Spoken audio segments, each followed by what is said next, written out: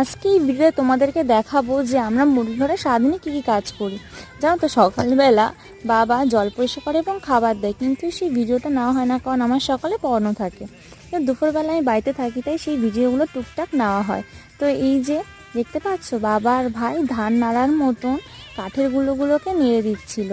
আসলে ওরা যে পটিগুলো করে, এরকম না নেড়ে দিলে বা চেলে দিলে অসুবিধা হতে পারে, সেই জন্য।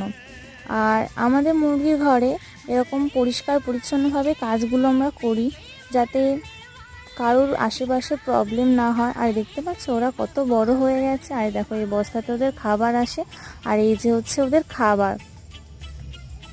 আর এই দিকে আমি লেগে পড়েছি খাবার দিতে, আর বাবা ওইদিকে জল দিচ্ছে, আর মা সেমভাবে কাঠের গুঁড়িগুলো নেড়ে দিচ্ছিল। আগে এই ভিডিওতে তোমাদেরকে জানিয়েছিলাম যে আমরা 4 জনই এখানে কাজ করি, এক্সট্রা লোক নেওয়া নেই, সেই জন্য আমরা 4 জন 4 রকম কাজ করি। তো ভিডিওগুলো ভালো লাগলে